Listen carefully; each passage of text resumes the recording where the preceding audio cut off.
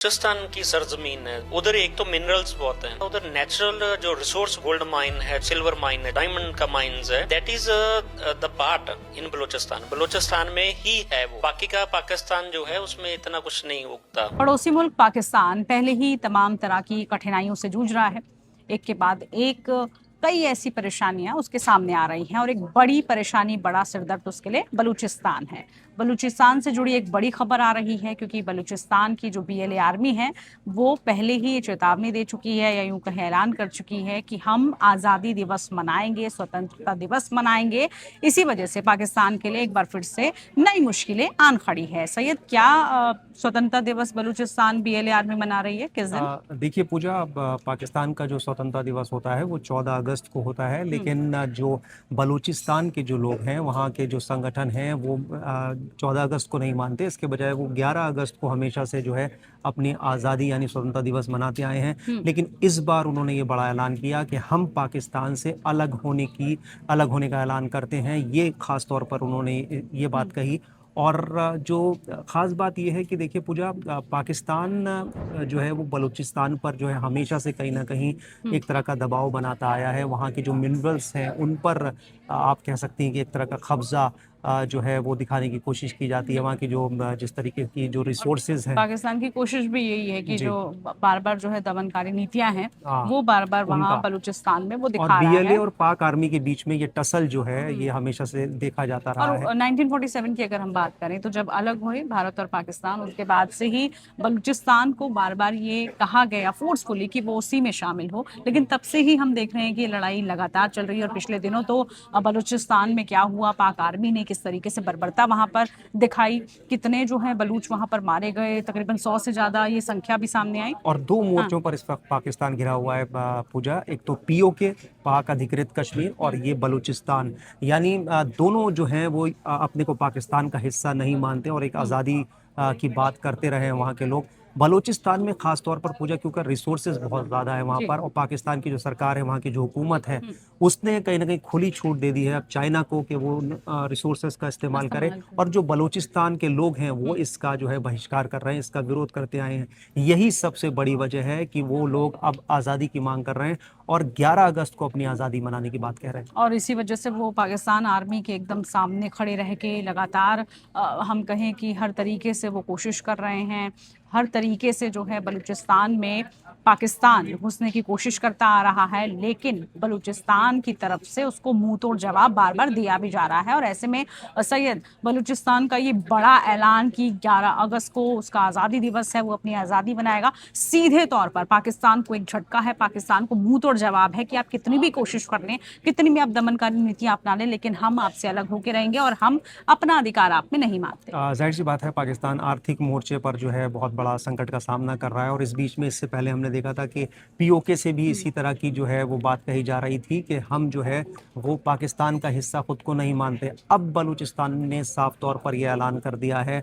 और 11 अगस्त को जब वो हर साल जो है अपनी आज़ादी यानी स्वतंत्रता दिवस का जो है बात कहता है, इस बार ख़ास तौर से उसने कहा है कि हम अपने को पाकिस्तान से बिल्कुल अलग मानते हैं, आज़ाद देश मानते हैं।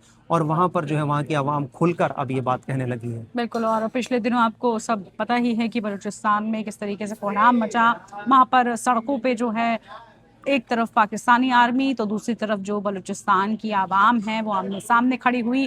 कई वहां पर निहत्थे लोगों को मारा गया, पाक आर्मी की तरफ से गोलियों से भुना गया, इस तरह के आरोप लगे, और मानवाधिकार तक को वहां पर शामिल किया पूजा, गया। ऐसी तस्वीरें वक्त वक्त पर वहाँ से सामने आती रही हैं बलूचिस्तान से। और पाकिस्तानी जो आर्मी है वो कहीं ना कहीं जो है वो उनको अटैक, वो जो विरोध प्रदर्शन वहाँ पर होते आए हैं उनको जो है दबाने की कोशिश करती रही है। और बीएलए जो है पाक आर्मी के हेडक्वार्टर्स पर, पाक आर्मी के जो फौजी हैं, जो उनकी बख्तरबंद गाड़ियाँ हैं, उनको निशाना बनाती रही है। यही वजह है कि बड़ी संख्या में पाकिस्तान के जो सैनिक हैं वो भी मारे जाते रहे हैं। और ये खबरें लगभग आप देखें तो हर महीने वहाँ से सामने आती हैं, सामने आ रही हैं। और अब जो है इसको लेकर चर्चा और तेज हो गई है, लेकिन भारत का इसको लेकर क्या रुख है, भारत की तरफ से इस पर क्या स्टैंड लिया गया है, वो भी लगातार चर्चा का विषय बना हुआ है। और तमाम एक्सपर्ट्स इस पर क्या राय दे रहे हैं वो भी आपको सुना देते हैं। देखिए 1947 में जब ब्रिटिश लोगों ने देश को छोड़ा था भारत को छोड़ा था, मैं तो भारत बोलता हूँ, तब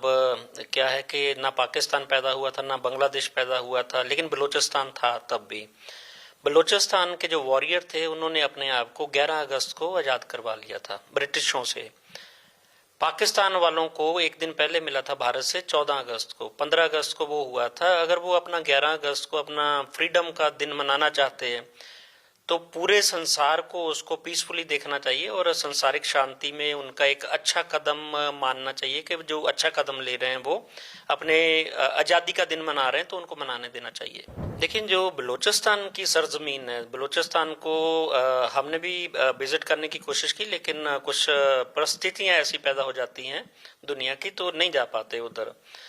उधर एक तो मिनरल्स बहुत हैं, दूसरा उधर नेचुरल जो रिसोर्स बोलते हैं, चाहे वो गोल्ड माइन है, चाहे वो सिल्वर माइन है, चाहे वो डायमंड का माइंस है, that is the part in Balochistan. Balochistan में ही है वो, और बाकी का पाकिस्तान जो है उसमें इतना कुछ नहीं उगता।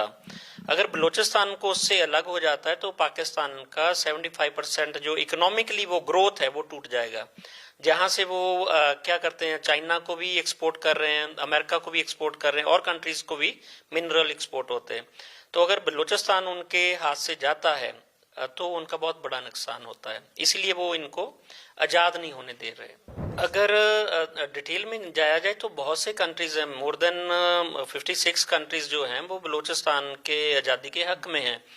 कि देखो आप 21st सेंचुरीज में अभी जी रहे हैं, 21वीं सदी में अब जी रहे हैं, तो इसमें लड़ाई झगड़े का तो कोई है नहीं। अगर आपके घर में भी कोई झगड़ा होता है, मैंने पहले भी आपको बोला था कि अगर घर में झगड़ा होता है, अगर दो भाइयों को नहीं बनती तो वो अलग अलग हो जाते हैं, लेकिन उनको रिक्वेस्ट करनी चाहिए बलूचिस्तान वालों को, पाकिस्तान को, कि अगर आप हमसे अलग भी होना चाहते हो आप अलग हो जाओ, आप आज़ाद मुल्क चाहते हैं आप आज़ाद मुल्क बन जाओ, लेकिन पाकिस्तान से अपना जो मित्रता का रिश्ता है वो मत तोड़ें, तो उसमें शांति का संदेश जाएगा। अगर उनको जितना बीट करेंगे तो वो उतना बढ़ता जाएगा। वो उसमें देखिए, पाकिस्तान अपने मसलों के लिए अगर यूएन में अप्रोच करता है तो यूएन उसका सपोर्ट करती है। पाकिस्तान अपने जो भी उनके मसले होते हैं अमेरिका को अप्रोच करता है, वो करते हैं, उनकी हेल्प करते हैं। यूरोपियन यूनियन में 26 कंट्री है, आई थिंक नाउ 29 कंट्रीज हैं, ब्रिटिश हैं, उनको भी अगर अप्रोच करता है तो वो इनकी हेल्प करते हैं पाकिस्तान की।